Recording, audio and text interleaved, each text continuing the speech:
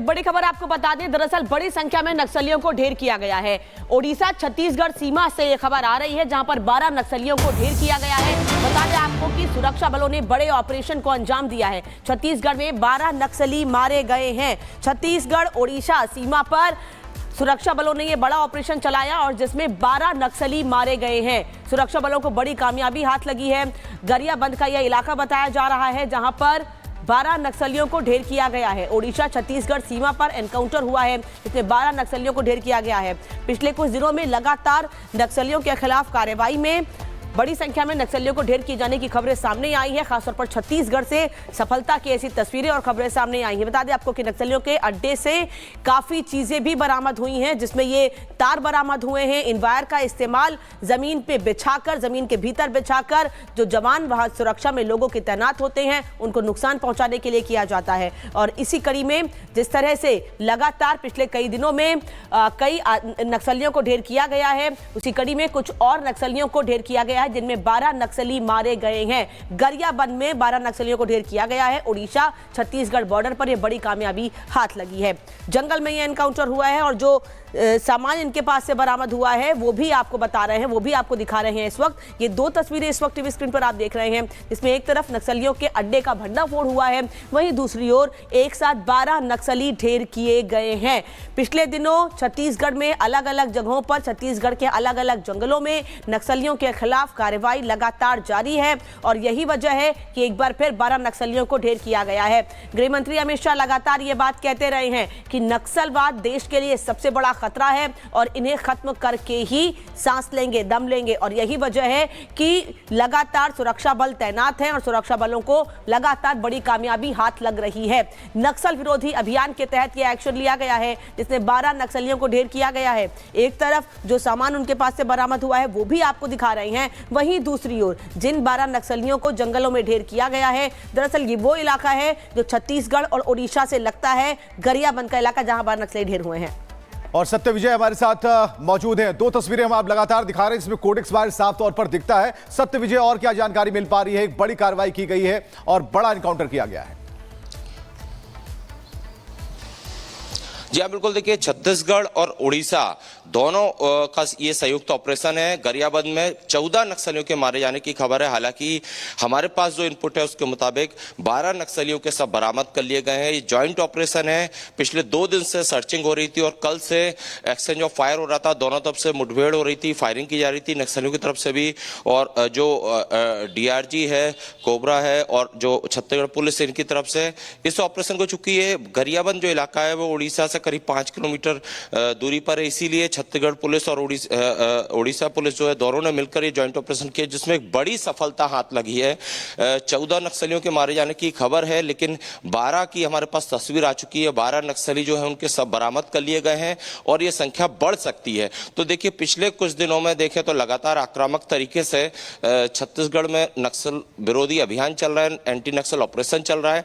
हालांकि कुछ दिन पहले IED ब्लास्ट कर नक्सलियों ने एक कायराना हरकत की थी, जिसमें हमारे कुछ जवान शहीद हुए थे। लेकिन लगातार काउंटर अटैक नक्सलियों के खिलाफ किया जा रहा है, सुरक्षा बल द्वारा, फोर्स द्वारा, DRG द्वारा, CRPF द्वारा, छत्तीसगढ़ पुलिस द्वारा। और इसी का नतीजा है कि एक के बाद एक बड़े ऑपरेशन हो रहे हैं और नक्सलियों को मार गिराया जा रहा है। तो एक बड़ी सफलता छत्तीसगढ़ और उड़ीसा पुलिस की, जिसमें कि 14 नक्सलियों के मारे जाने की खबर अब तक है।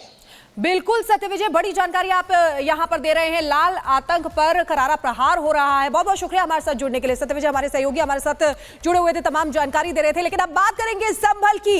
हिंसा कनेक्शन, संभल में एक्शन।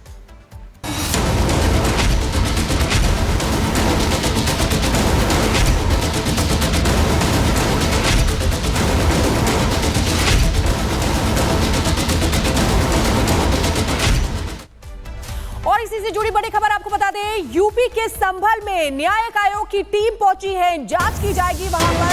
24 नवंबर को हिंसा हुई थी, उसको लेकर जांच करने के लिए न्यायिक आयोग की टीम वहां पर पहुंची है। यूपी के संभल में जामा मस्जिद इलाके में टीम जांच भी कर रही है। तस्वीरें आपको दिखा रहे हैं। 24 नवंबर आपको याद होगा कि किस तरीके से हिंसा हुई थी, वहां पर पत्थरबाजी हुई थी, कई लोगों की जानें भी चली गई थी।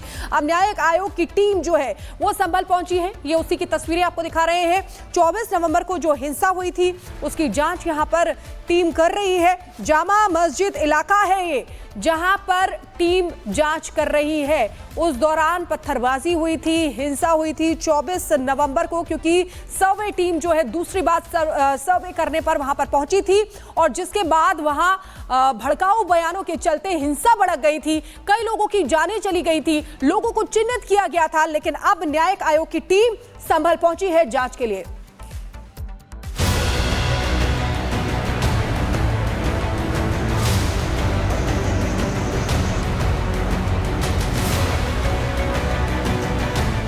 संभल आएगी न्यायिक जांच आयोग। आज लोगों का बयान होगा दर्ज। कोई भी करा सकता है बयान दर्ज।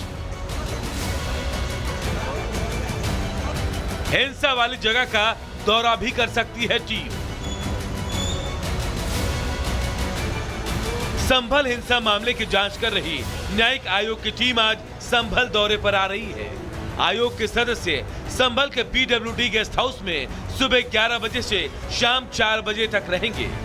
न्यायिक जांच आयोग की ओर से कहा गया है कि घटना से संबंधित कोई भी जानकारी किसी भी व्यक्ति को देनी हो तो वो दे सकता है। हालांकि अब तक किसी ने भी कोई भी जानकारी आयोग को नहीं भेजी है और न ही दी है। इससे पहले 1 दिसंबर को भी आयोग की टीम संभल आई थी और जानकारी जुटाकर चली गई थी। आज एक बार फिर आयोग की टीम लोगों को इस मामले में अपनी बात रखने और बयान दर्ज करवाने का मौका दे रही है। माना जा रहा है कि आयोग की टीम हिंसा स्थल का निरीक्षण भी कर सकती है। आयोग की टीम में अध्यक्ष रिटायर्ड जज देवेंद्र अरोड़ा, पूर्व डीजीपी AK जैन और रिटायर्ड IAS अधिकारी अमित मोहन प्रसाद शामिल हैं। आपको बता दें कि 24 नवंबर 2024 को जामा मस्जिद के सर्वे के दौरान बवाल हो गया था। इसमें 5 लोगों की मौत हुई थी, तो वहीं इस हिंसा में 29 पुलिसकर्मी और कई लोग घायल हुए थे। उपद्रवियों ने पुलिस पर भी फायरिंग की थी। इस दौरान आगजनी और तोड़फोड़ भी हुई, लेकिन अब आरोपियों पर एक्शन हो रहा है। वही मामले की जांच के लिए न्यायिक आयोग की टीम भी लग गई है। Bureau report, Republic Bharat. Sambhal हिंसा मामले को लेकर लगातार कहा जा रहा था कि पाकिस्तान कनेक्शन है। कनेक्शन साफ भी हो गया। आरोपी मुल्ला अफरोज की गिरफ्तारी के बाद अब ये साफ हो गया है कि इस पूरे मामले को दुबई में बैठा हुआ शारिक साटा उसी ने अंजाम दिया है और पूरे इस घटनाक्रम को उसी ने रचा है, जिस वजह से संभल में हिंसा हुई और पथराव किया गया है। यही वजह है कि अब पुलिस शारिक साटा को लेकर भी कदम उठा रही है और मुमकिन है उसकी तलाश में भी अलग अलग जगहों पर एक्शन लिया जाएगा।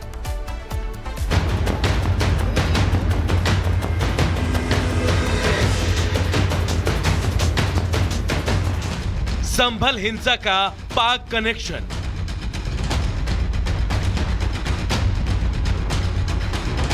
शारिक साटा कर रहा था दुबई से हैंडल।